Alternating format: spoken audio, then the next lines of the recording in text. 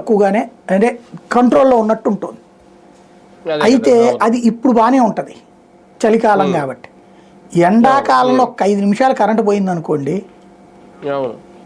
మామూలుగా ఇదివరకటి రోజుల్లో కరెంటు పోతే ఆ ఏరియా లైన్మెన్ని తిట్టుకోవడము, ఏరియా ఏఈని తిట్టుకోవడము ఉండేవాళ్ళు. ఇప్పుడు అసలు ఫోన్లు ఎత్తడం మానేశారు అనుకోండి కంప్లీట్గా. అసలు వాళ్ళ కరెంటు పోయిన తర్వాత ఫోన్ చేసి అడిగే సీనే లేదు. ఫోన్ ఎవరు ఎత్తరు, గవర్నమెంట్ ఇచ్చినటువంటి ఆ ఫోన్ని ఎత్తరాళ్ళు. వాళ్ళు మనం కరెంటు బిల్లు కట్టకపోతే అడగడానికి చేస్తే మాత్రమే వస్తుంది, అంతే. అది ఒక సిస్టమ్.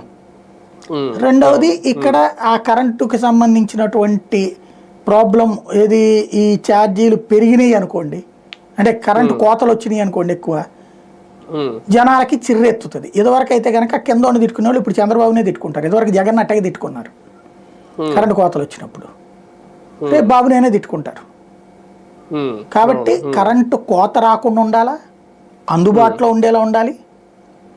కానీ నేను మొన్న మధ్యన ఒక వీడియో చేశాను, నాకున్న సమాచారం మేరకు. విద్యుత్ శాఖలో పెద్ద గేమ్ నడుపుతున్నారు కొంతమంది, ప్రైవేటు విద్యుత్ సంస్థలతో కుమ్మక్కయ్యారు వాళ్ళు. ఆ విషయం నేను చంద్రబాబు గారు దృష్టిలో ఉండాలని కూడా వీడియో కూడా చేశాను. బాబు గారు, లోకేష్ గారు సీరియస్గా చూసుకోండి ఇది అన్నది.